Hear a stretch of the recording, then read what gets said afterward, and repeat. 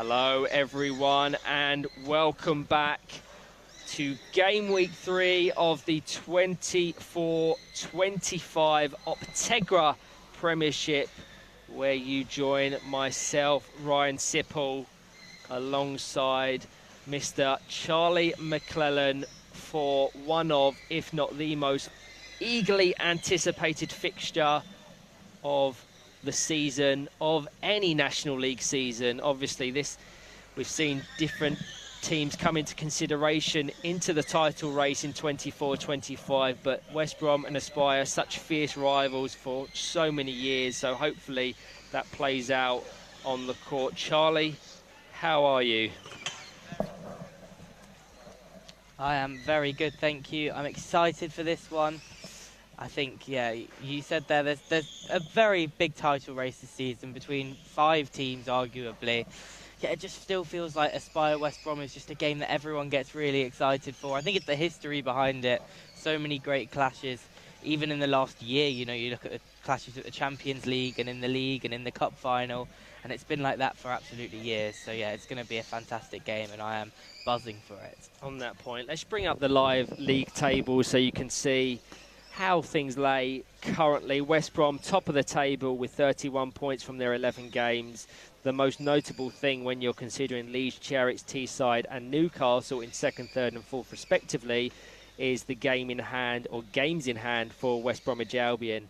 A win for Aspire here would take them up to 28 points, and within 3 of West Brom, it would also open up this title race significantly. But it's unprecedented. We're seeing 4-5 teams all battling it out for that ultimate crown, but all with aspirations of being there as well. I think of seasons gone by, you would say it's typically always been a 2-horse race. If you factor in Northern Thunder maybe, when they were competing in the National League, they were in and around the conversation, but typically struggled to keep that consistency across 5 weekends. So certainly of the last 4, 5, 6 years, it's been West Brom or it's been Aspire. The stats show that. The names etched on the trophy show that.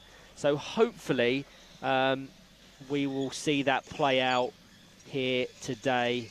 But no, fantastic fixture ahead. Let's go through the squads quickly before Charlie and I bring you the action live. The anticipation is building. The sides of the Lee Westwood Sports Centre are filled to the brim, as the mezzanine above is as well. You can see that West Brom, a very different looking West Brom side, are comprised of Lucas Christa, Chris Gordon, Matt Gilbert, Brad Bates, Oliver Rock, Dylan Kelsill and Barris Innall, their coach of course, Mr. Chris Gordon.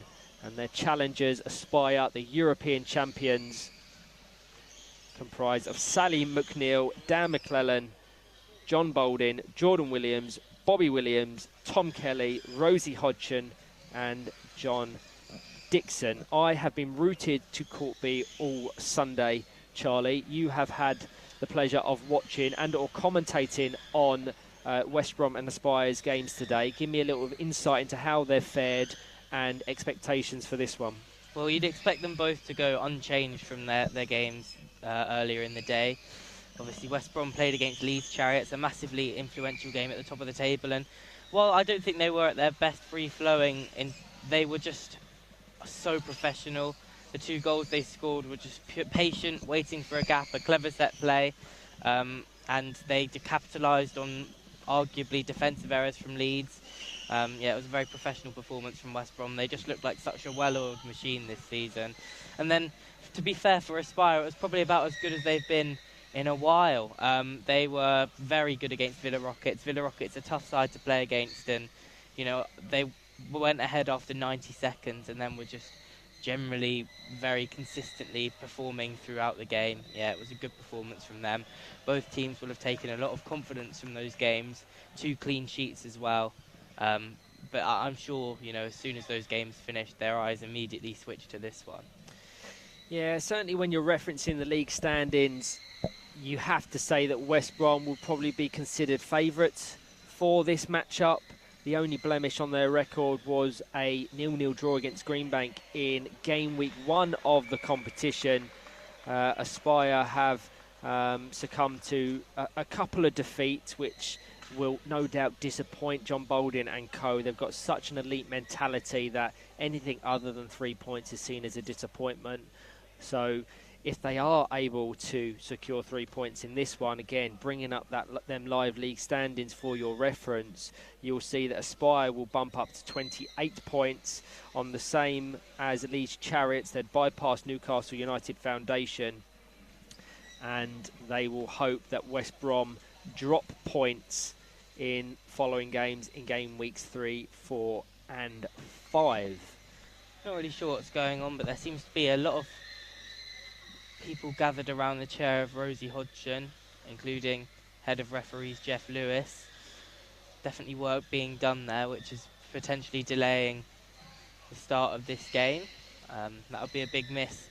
Rosie Hodgson, I think, would admit herself that this weekend's probably been her best performing weekend in quite a while. She played very well against Greenbank yesterday, obviously scoring her 200th National League goal as well.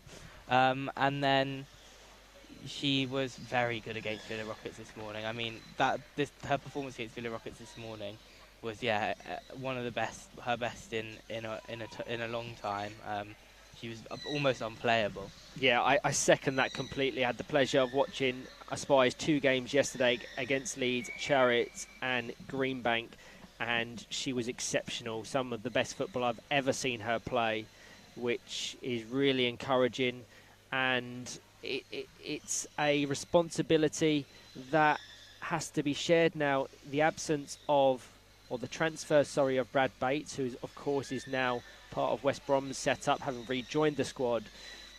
The wingers of Dan McClellan, Rosie Hodgson and John Dixon most notably, they have to try and find the goals and the assists that Brad produced for them last season, and in a season where they fell short in their pursuit of the Premiership trophy and the WFA Cup. So a big task for their players, but we're seeing Rosie Hodgson raise her level to try and compensate for that departure, and now is the platform, now is the chance to really showcase that. So she'll be hoping to have an impact, as she has done for their 3 games played thus far. Live on Court A currently, Teesside are facing Villa Rockets, and there's been a little bit of commotion, so I suspect there has been an opening goal. There has been 2 goals. Correction, as you can see from that graphic on your screen, but West Brom locked in a team talk. Aspire just getting some passing patterns going before we are underway. Following this game, we will be observing a 1-minute applause for Joe and Steve Kerrison. They're on the far side overseeing this fixture. Both have competed in every National League season since the 2006-07 opener for the WFA National League, and we want to commend them as they bid farewell to the sport of power chair football. Both are hanging up their boots or their bumper, and both have made invaluable contributions to the sport of power chair football. So if you're present at the Lee Westwood Sports Centre, please make your way to Court B following the full-time whistle to give them a fantastic send-off. So it looks like we're just about getting ready to go. Steve Crump, the centre referee today. I mean, you don't get a lot better than that in terms of refereeing selections for a game of this magnitude. He's done, World Cup finals. He's done Champions Cup semi-finals. He's not afraid to make the big decisions. No, he's not. Perfect official for this Clash of the Titans. Thank you to all that are tuning in on the YouTube stream. 70 currently eagerly awaiting kick-off here at the Lee Westwood Sports Centre. By all means, get your predictions and comments in the chat. We've got the prediction from Shay Murray that will be 1-1. Lucas Veza O'Brien is suspecting there'll be a red card. Oof. If it follows the trend of previous matchups, there could very well be red cards. I don't know the statistics behind it, but just off recent memory. I remember Matt Gilbert being sent off for preventing a clear goal-scoring opportunity driving off the court. There's been a few contact fouls. It's always so feisty. Them two players in the centre know each other so well, which adds to that fiery nature. Obviously, they are close friends at international level with England. Yeah, Valentino Zegarelli, obviously, in Paris, was sent off in that semi-final as well for a second yellow card, a big contact spinning foul. We look ready to go here. Absolutely, we do. Chris Gordon with responsibility of kick-off. Pete Taylor, the official on the right. Jeff Lewis, the official on the left. Steve Crump in the centre. Gets the thumbs up from Lucas Christa, the thumbs up from John Dixon, and kicks proceedings off in game week 3 of the 24-25 Optegra Premiership. Already you can just feel the intensity of this game and the pace of it. The lineups as they sit: Lucas Christa, Chris Gordon, Dylan Kelsall, Brad Bates. For West Bromwich Albion, the reigning champions, and the European champions comprised of John Dixon, John Baldwin, Dan McClellan and Rosie Hodgson. This guy having a chance to move the ball early on. That's good use of his experience from Brad Bates. Just gets in behind his former teammate. Absolutely. Obviously, that's a narrative we haven't touched on yet. But Brad Bates, after making the controversial transfer from West Bromwich Albion to Aspire, has arguably made an even more controversial one this season, going back the other way. Yeah, a real talking point in and around the National League. He was obviously successful in winning the league with Aspire, winning the Cup with Aspire, winning the Champions League with Aspire, and has opted to rejoin his former club, for which he was incredibly successful and well decorated before his transfer to the Watford-based team. But we've seen so many transfers and signings in 24-25, which is probably added to this compelling title race we're seeing amongst 4 or 5 different clubs. You're seeing Aspire have brought in the services of John Dixon. Going down the table, Teesside have brought in Greg Baxter, Newcastle, Cole Simpson, and the list goes on. All have added quality, which is why you're seeing it be so competitive.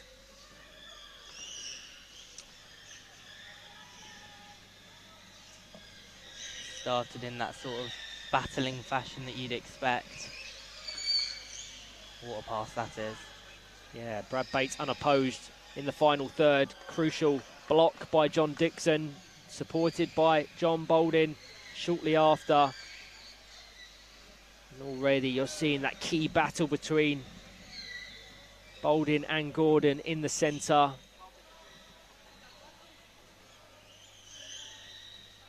Hodgson down to McClellan, to Baldwin in the centre.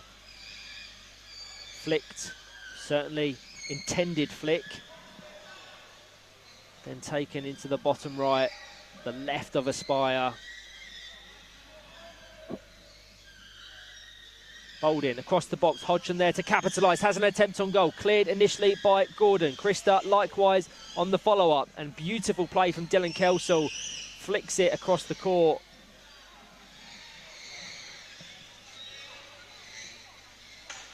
I've just come off the back of commentating Greenbank versus Sevenoaks, and whilst that was a fantastic game, the step up in intensity and pace is remarkable in comparison.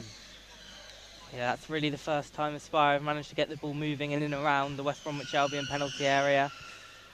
Managed to have a shot on goal.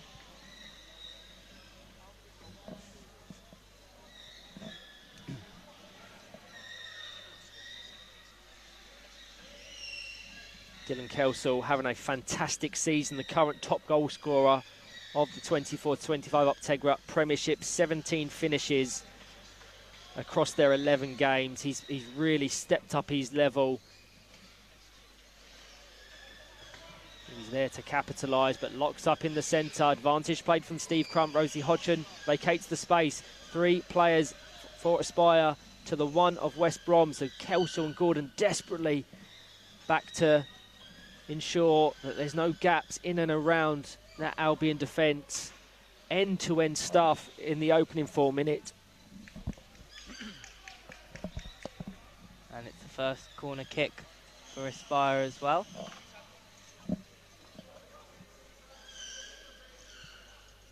Hodgson to take, Boulding in the centre. Into Boulding, was looking for the gap behind Chris Gordon. Well read.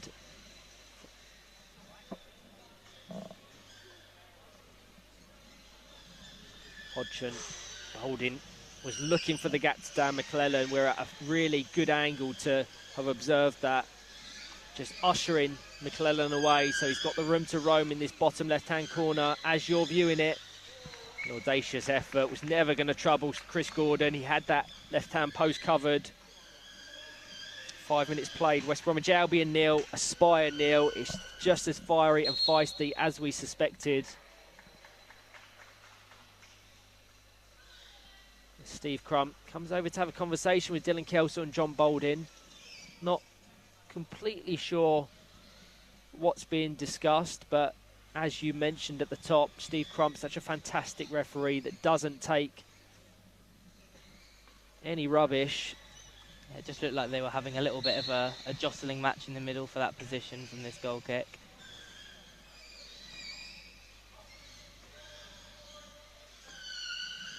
Beautiful pass to Dan McClellan.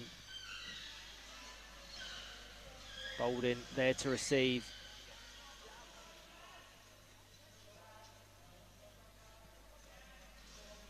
Is they kind of understand Brad Bates' game now, so in terms of nullifying and negating that threat, they're probably well positioned to do so, having played with him for 2 seasons.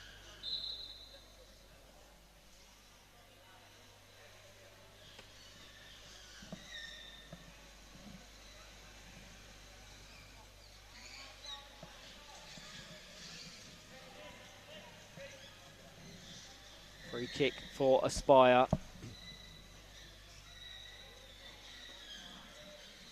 So many of these players play alongside one another for their country. That's why they're so intriguing. The intention was there from Dan McClellan. Rosie Hodgson would have capitalised on that crossfield ball had it not been locked up by the defence of West Brom.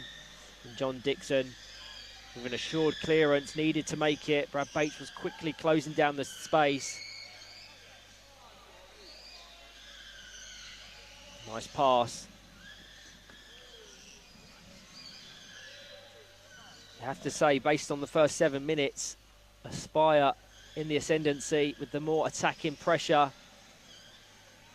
West Brom struggling to create anything in the final third, which for that you have to give credit to John Boulding, just closing down those passing lanes of Chris Gordon and or Dylan Kelso, who've got a nice fluid system as to who plays in the centre.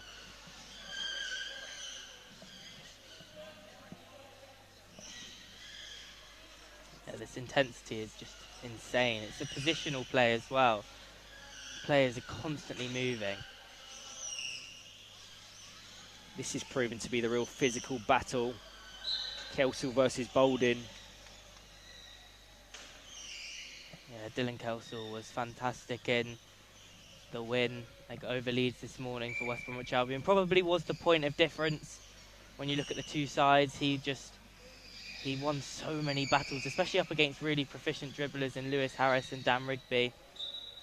He was a match and better than them on the occasion. It's fantastic. Yeah, it's a good chance there. Thumbs up.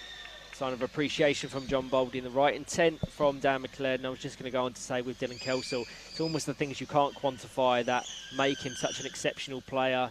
We've already mentioned his 17 goals. He has seven assists as well, so 24 goal contributions this season. But it's his impact, it's his technique, it's his positioning. That's almost more impressive than his accumulation of goals. The free kick goes in the favour of West Brom.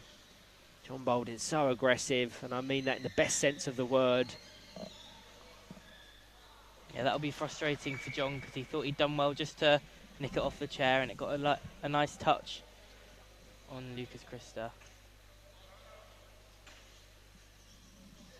He just needs to be readjusted his foot straps.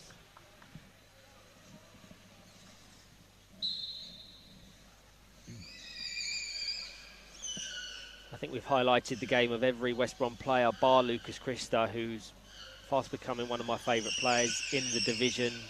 He's matured so much in recent years, and don't underestimate what he has to possess in order for Chris Gordon to trust him in behind. It's a beautiful pass to Brad Bates, controls it across the face of goal via the 180 shot. Second shot from Dylan Kelsall, met by John Balding. Open goal almost for Brad Bates, trying to find the gap between John Dixon and John Balding. The best sustained spell of attacking pressure West Brom have had all game, but quickly John Balding with the ultimate objective of relieving pressure on his defence.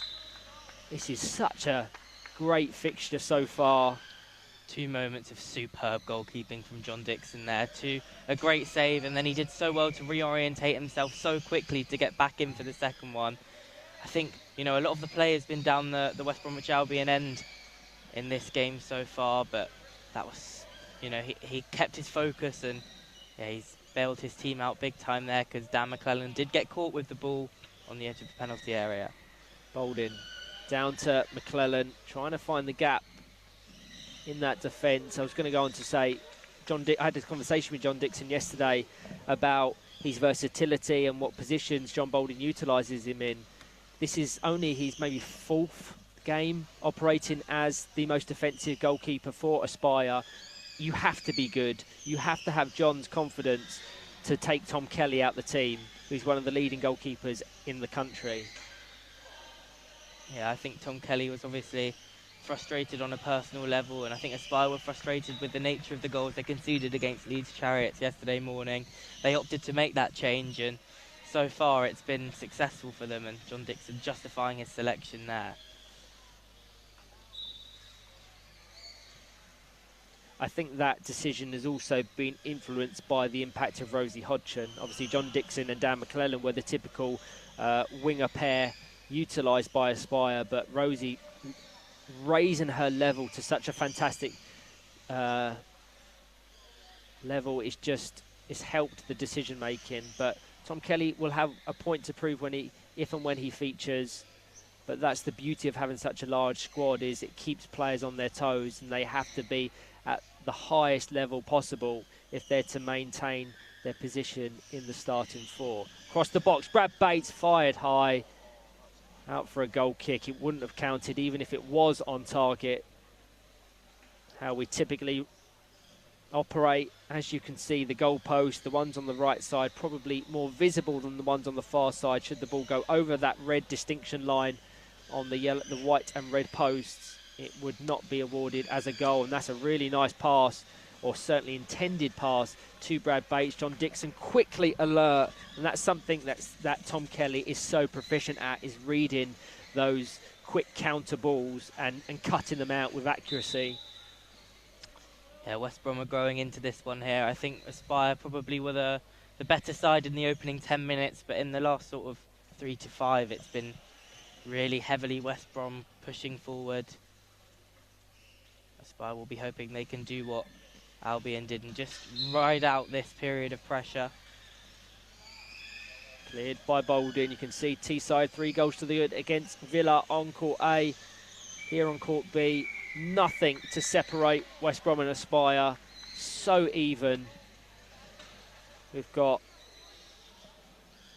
just under 7 minutes to be played, plus any additional time accrued by Steve Crump. It's been very open, so I suspect not very much time will be bolted on to the 20-minute regulation. Kelsall flicked back to Chris Gordon. That's a really nice passage of play, unorthodox almost, and that's why they're the reigning champions. Some of the passing patterns they produce, world leading, And they've won themselves a free kick in a really promising area. John Boldin and Dixon will be tested here. West Brom go far away from the Aspire defence to have a discussion about this. I think Dan McClellan received some form of warning from Steve Crump. I think he's on 2 yellow cards for the season, so another could potentially result in suspension. Free kick for Aspire, direct, so Chris Gordon had the luxury of going himself. In doing so, he forced John Boldin and Dixon into each other with some heavy contact, but it did prevent any real chance. Now they're looking to break. Heavy ball trap in between Brad Bates and John Boldin. They know each other so well. They can see the aggression. Neither wants to yield in their pursuit of the ball. And that's just why John Boldin is so physically intimidating, and he's done so well to get his side from his own penalty box all the way down. Corner for Rosie Hodgson. Into the side of Boldin.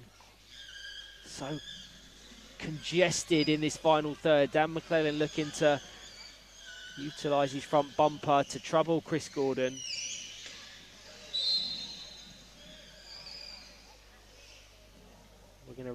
Dan McClellan receives the first card of the game. We suspected there would be some. Almost unfortunate for Dan McClellan. I think of the players that we've seen that contact from, he hasn't been given a warning, but Steve Crump has probably said to the team as a collective, any further contact fouls or too much aggression will result in a yellow card, irrelevant of who it's for. Yeah, just needs to be careful, Dan McClellan. I mean, it is unlucky. He got quite an unlucky booking this morning as well against Villa Rockets, where he was the victim of an accumulation of contact fouls, but at least he now has a warning to modulate that.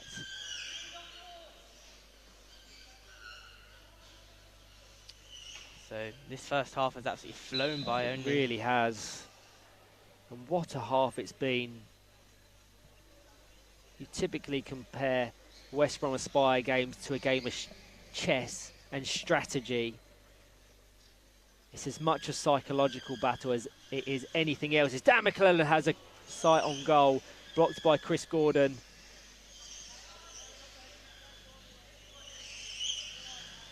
I'd love to get the comments in the YouTube chat as to how the viewing audience is seeing this. From our perspective, fairly even in terms of chance creation. John Dixon hasn't had a great deal to do in the Aspire goal, but when he has been involved, he's made really positive contributions which have relieved the pressure on his defence. Likewise with Lucas Christa, probably had the fewest touch of any of the 8 players on the court.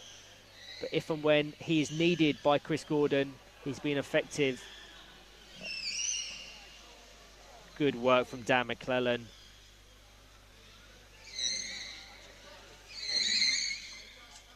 Trapped in this corner. John Boldin in support, calling for the ball. Just trying to rebound it and play it off Chris Gordon. He's going to try and win his side of corner. Flicked back to Boldin, looking for the crossfield ball. Flicks over Boldin's bumper. Out for an Aspire ball.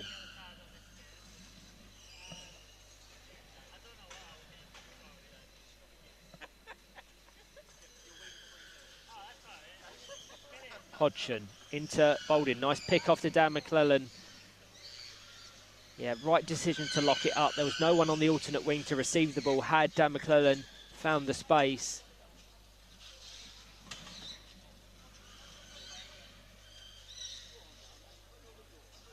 Just manipulating the ball in this corner, Dan McClellan. What I love is the collective understanding between Dan McClellan and John Boldin. They're almost on a yo-yo, but they always observe that 3 metre needed to keep play live. They rarely give away 2-on-1s. Yeah, and when they do, they're not accidental by any stretch of the imagination. Always used to manage games. Another corner won by Dan McClellan. Having a really good game.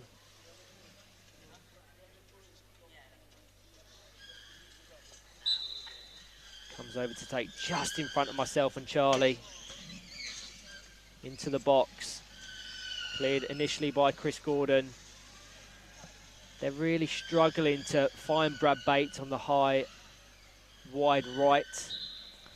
But I guess that's the thing is, this was very similar to when West Brom played Teesside earlier in the season, and Brad Bates was very isolated, but he scored a fantastic goal in that game on the counter-attack.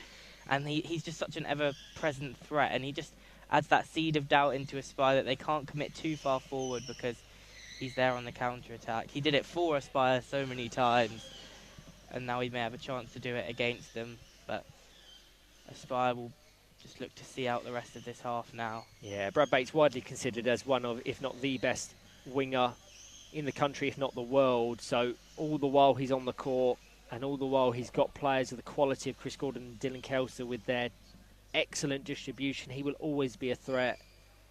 But Aspire have done really well to nullify him in this first half. Lucas Christa is going to be called into defensive duties here. Heavy touch allows Rosie Hodgson to close the gap.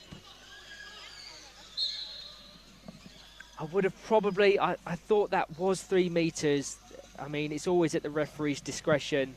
Have to watch it back. But I think that it was just 3 metres. Just okay for me, but either way, an indirect free kick will relieve Chris Gordon and co, because they would put in very late pressure as we tick over 30 seconds over the regulation 20. It's been a fiery, feisty first half, as we suspected, and it will be 0-0 going into the break. West Bromwich Albion 0, Aspire 0. Let's show you the live league table, and please consider that this takes into consideration this 0-0 scoreline, so a point apiece for West Brom and Aspire, and also 3 potential points for Teesside, who are 3 goals to the good against Villa on Court A. So you can see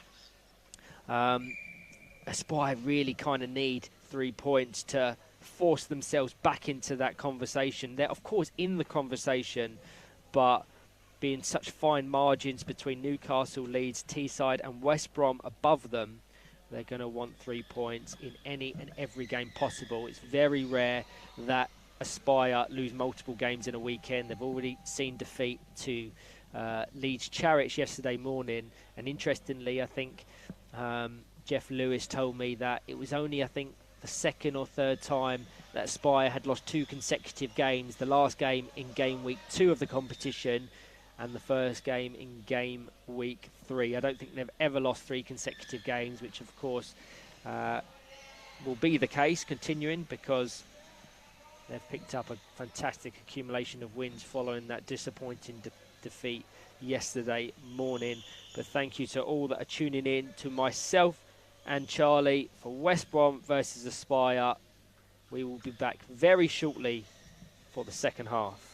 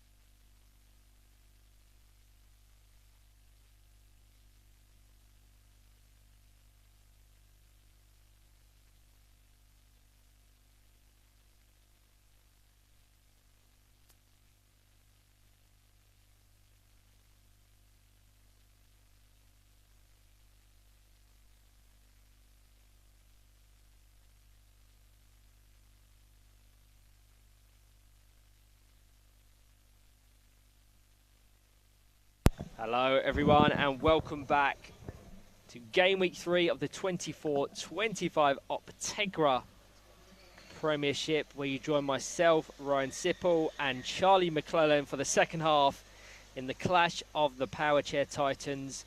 West Bromwich Albion versus Aspire. Nothing to separate the two after 20 minutes. We've got 20 more minutes for one of those players currently on Court B to influence the result. Give me your thoughts on the first half. It was a very good half of football from a neutral perspective. It was full-blooded, as you'd expect.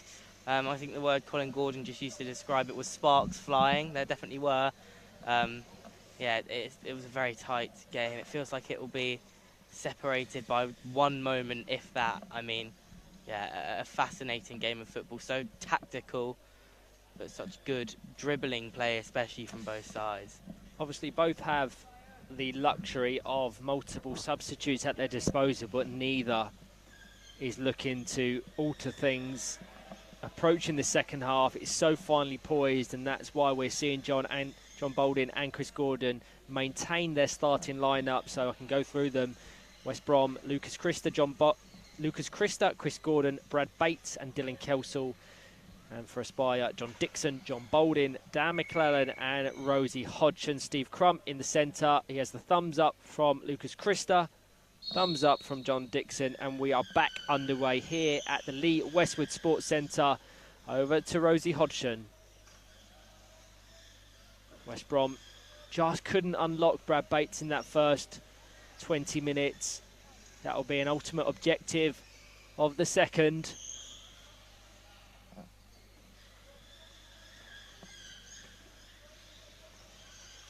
To the side of Dylan Kelsall. Dan McClellan on a yellow card. Has to be careful about contact and obstructions in this second. Just controls it, guides it into Lucas Christa.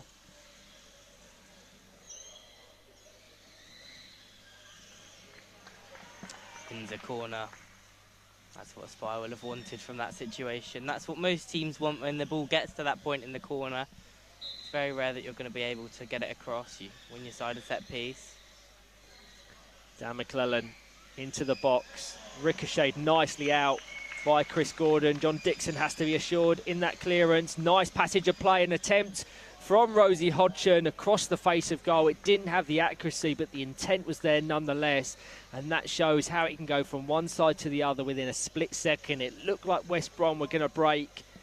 And one interception, one assured pass from John Dixon set Aspire away on their own attacking phase. Great football. What a piece of goalkeeping from John Dixon. He's not only stopped the danger from an Aspire perspective, but he's also created an attack for Aspire as well. He came out and blocked it with a perfect pass through to Dan McClellan. Yeah, fantastic goalkeeping from Aspire's summer signing. Obviously, John Dixon was part of the West Brom structure, having competed with both West Bromwich Albion Dudley and West Bromwich Albion Throstles. So he'll be familiar with West Bromwich Albion, the champions. I have no doubt that he's trained with them several times. So his game understanding probably gives him the edge over Tom Kelly as the fourth player. As another factor, Rosie Hodgson here with the corner. Into the box, pick off from John Baldwin, and a short attempt, but that left-hand post well covered by Christa and Gordon. 22.5 minutes played. West Bromwich Albion 0, Aspire 0. As we said in the first half, following this game, we will be conducting a 1-minute applause for both Joe and Steve Kerrison, who are both present here at the Lee Westwood Sports Centre as we celebrate two fantastic players who have had two fantastic careers, having competed in every single season of the WFA National League, going all the way back to 2006-07. Not many players can say they've done that. I know John Baldwin is one of them, as is Ed Common, currently competing on Court A. I think Amir Ali and Nicky Baker are the others that comprise that impressive list. To have that longevity is so impressive. Not just that, to maintain your levels competing at the highest level. Dylan Kelsall attempts an effort at goal again. An assured clearance from John Dixon. He's having a really good game in goal for Aspire. So a chance for West Bromwich Albion, who we're looking to start off a phase of pressure in this game. Brad Bates just didn't pull the trigger there. I think he knew that his timing and or connection wouldn't have been of threat to Aspire, so sensibly just lets it roll out of play. Miss hit from Boulding allows Gordon to retake possession.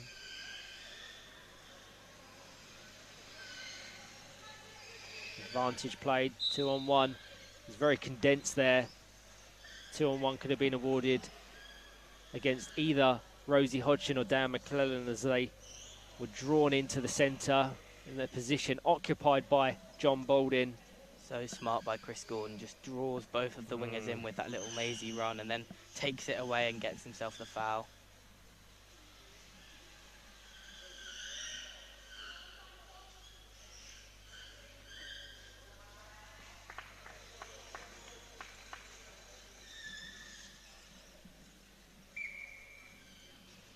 Boulding to take.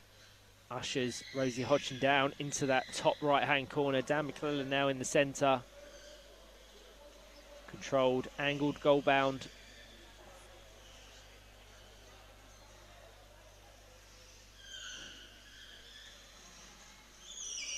Now to Brad Bates. It's been a reoccurring trend of the first half in terms of his isolation and lack of involvement. Strong play. You can see the wince on his face as John Boulding dispossesses.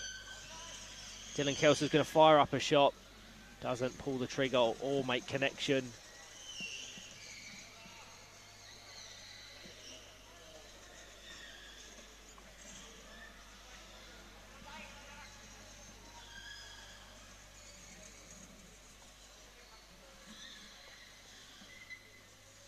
West Brom just struggling to unlock their potent attack. They've scored the most goals of any team in the Premiership division. 41 strikes on goal across their 12 games played. Only conceded 4, a defensive record which is only bettered by Newcastle United Foundation, who went on a remarkable run of 10 consecutive clean sheets. The man to my right, Sean Donaher, was able to break that record earlier today when Nottinghamshire succumbed to a 4-1 defeat to Newcastle, but managed to find an effort to bypass Lee Armstrong and Ethan Fisher. So you take that remarkable run out of consideration, it shows how good a defence West Brom have had to only concede 4 goals.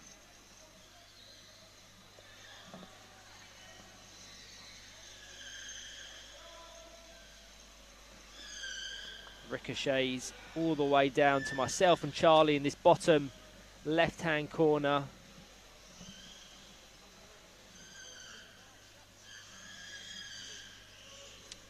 So hard to call, Charlie. Yeah, it's a really tough game to decide which way this is going to go. I mean, both sides, neither side has really had a chance that you'd think that was the chance in this game. It's been, I mean, a very good defensive, disciplined performance from either side.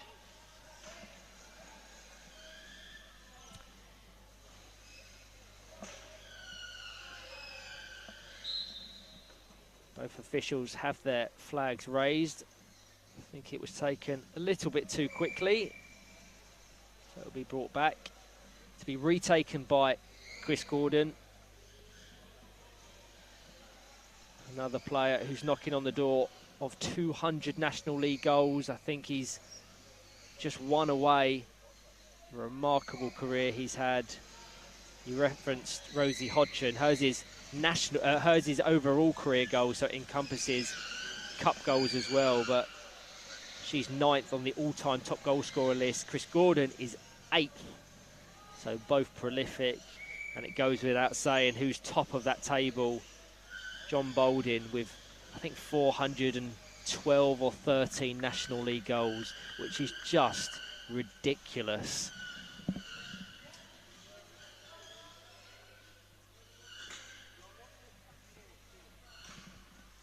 Brad Bates switches wings now.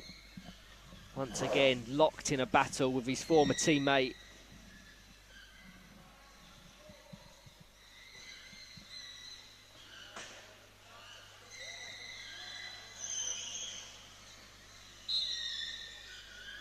Two on one in favour of West Brom, which John Baldwin isn't best pleased about. Indirect free kick. This could be a real opportunity. We haven't seen many, if any, 2-on-1s awarded in West Brom's favour, certainly in the attacking half in this second 20-minute interval. Can they do it effectively? Pick off from Bates, really nice short snappy passes exchanged between Kelsall and Bates. One too many, and that final one just allowed Aspire to close the gaps. Now Rosie Hodgson returns the favour to Baldwin. It nicks up, but controlled and trapped between Kelsall and the Aspire captain's chair. Yeah, I don't think the aim of that set piece was to necessarily do anything other than just to try and confuse Aspire into making a defensive error. They dealt with it well in the end, but those passes between Bates and Kelsall were on a dangerous line.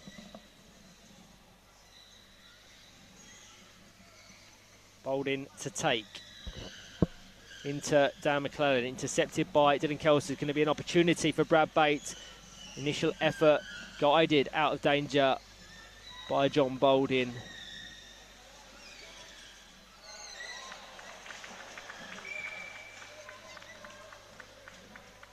They just seem to be cancelling one another out.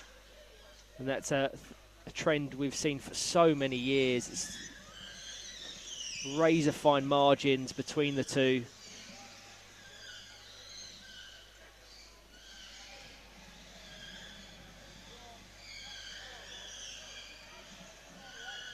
Rosie Hodgson just quick enough in vacating the space. Dan McClellan now met by Chris Gordon. No real power on that intended pass. I said that John Baldwin and Dan McClellan don't give away many 2-on-1s. They did there.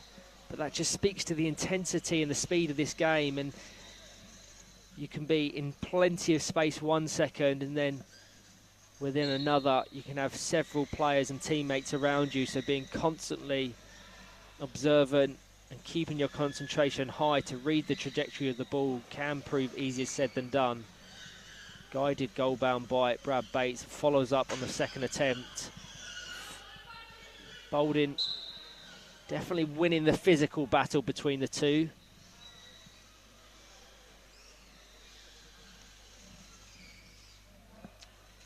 So with just 8 minutes remaining, West Bromwich Albion have definitely been the more dominant side in the last sort of 5-10 minutes of this game.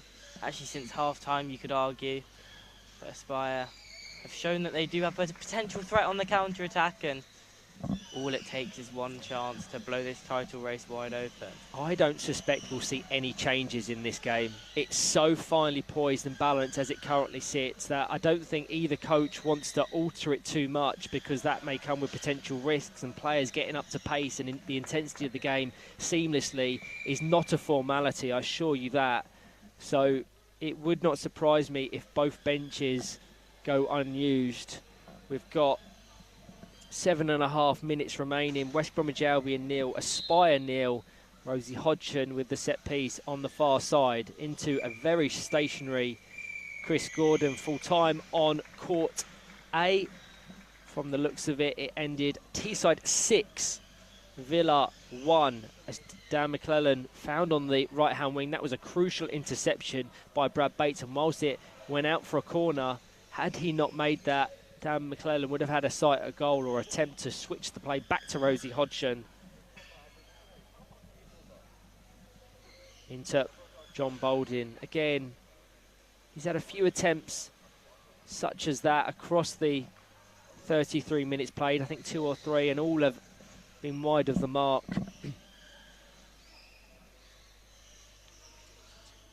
Chris Gordon to take.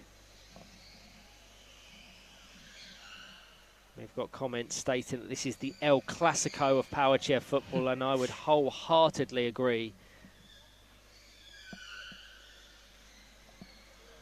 Once again, Dan McClellan and John Bolden, just their concentration lapsing ever so slightly. It is curse of the commentator, because that's the second 2-on-1 they've given away in the last 2 or 3 minutes.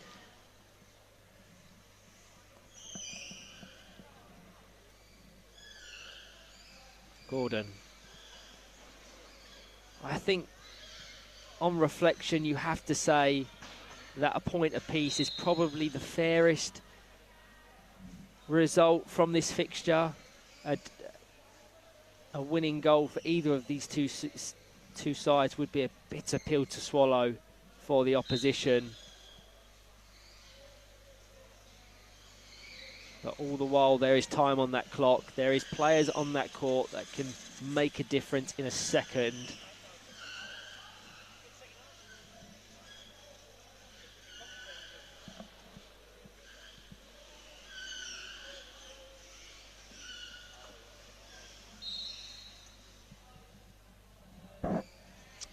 So a 2-on-1 in favour of Aspire.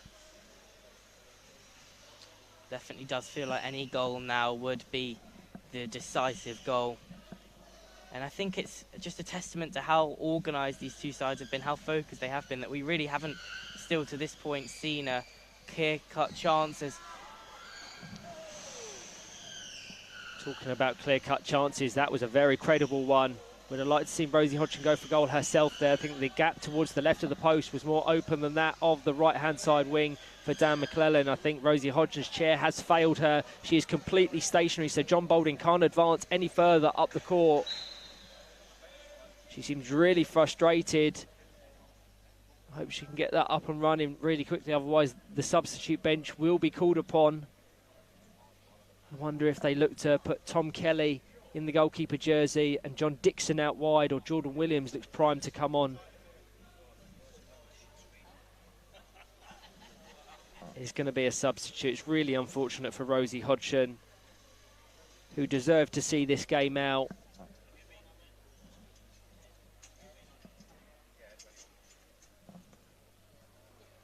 Just trying to understand what's happening. So that substitution has been made very late on.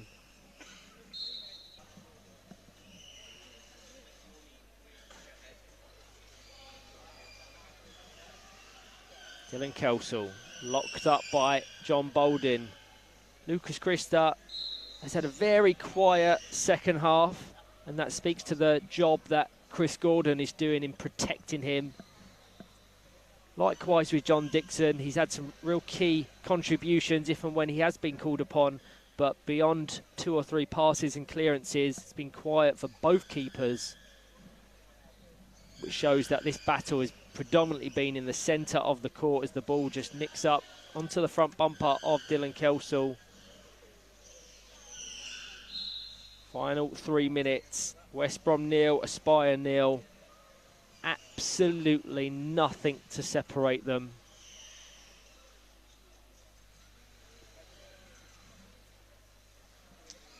Yes, so finely poised. We've got the entire Teesside team to our left, closely observing their 2 title rivals. I think they'll take a draw, to be honest. I think you've just got to look at teams taking points of West Brom, who are on a formidable run, and whilst it's still a single point for West Brom, it's 2 less than what they could have got, as they are, for many, the title favourites. Bolden and Gordon locked in a battle. It goes in the favour of West Bromwich Albion. 2 minutes to go. Can we see some late drama? It would need a real moment of magic. Brad Bates controls, can't quite make the connection. That's been a reoccurring trend, not just for West Bromwich Albion players, but Aspire as well. There's been a few occasions that Rosie Hodgson pulled the trigger and was just off in terms of her timing and or connection. I think it's been a frustrating day for both sets of wingers. I mean, Dylan Kelsall and Dan McClellan have been a bit more involved because they sort of play the more defensive role. Dan needs to be careful there. He's already on a yellow card. That's his absolute final warning. I can hear Steve Crump, a very vocal, audible referee. And he's a stricter referee. Could have awarded a yellow card there. He's going to be brought into this confrontation now as John Baldwin and Dylan Kelsall have contact off the ball. Yeah, I think Dylan Kelsall was the one in reverse, which automatically means that you're more likely to get penalised. Dan McClellan well controlled. Over to Jordan Williams. Pick off. Didn't have the power to trouble Chris Gordon. We're in the final 30 seconds. Charlie, I'm going to push you for a play out the match. An impossible question, I know. But just give me your rationale and your thought process behind it, because you can choose any number of player. All have had positive contributions. And based on what we've seen, you'd say it's a fair point for both of these.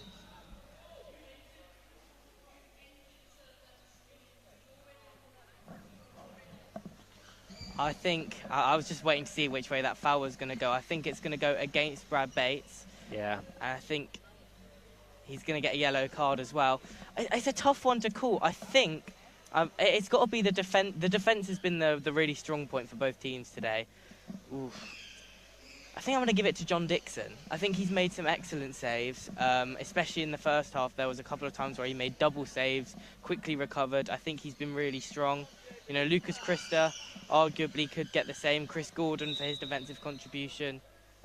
But overall, I'd say that John Dixon, for me, has been the standout. But to be honest, it's been such an even game that it could be given to a whole number of players. Yeah, it's an almost impossible question. I have to commend John Dixon, as you have rightly done so. His first ever West Brom Aspire derby, although it's not technically a geographical derby, but in terms of how competitive it is and how closely fought their battles are. It's his first experience competing for Aspire. He's done a fantastic job if and when required. The battle has been typically locked up in the centre, for which you have to give John Baldwin and Chris Gordon credit, have both restricted chances against their defence. So John Dixon and Lucas Christa both very effective, very isolated for the majority of this play, but we've highlighted how isolated the wingers have been and how they have restricted the service and the passing lanes out to those wingers. So you have to say a fair point apiece. We're now nearly a minute and a half over the regulation 20. You can probably see on your screens the amount of people that are leaning over the barriers to watch Power Chef football at its very highest. West Brom 0, Aspire 0. What a fantastic game of football. What a fantastic advert for Power Chair football. And it keeps the title race alive, not just for West Brom, not just for Aspire, but for Teesside, for Newcastle and Leeds Chariots. Bring up the live league standings so you can see how that impacts things. Of course, that favours West Brom, who have a game in hand on Teesside and Leeds below them. But they're on 32 points, Aspire on 26. And yes, there's a 6-point margin between Aspire and West Brom, but we know anyone can take points from anyone else, which hasn't been the case of years gone by. So this title race is very much alive, and Aspire are very much in it. Thank you to all that are tuning in, to myself and Charlie. Next up on Court A, we have a fantastic game that will be contested between Norwich City and Nottinghamshire. For all of those sticking around, we will be observing a minute applause for the careers of Steve and Joe Kerrison. Thank you all.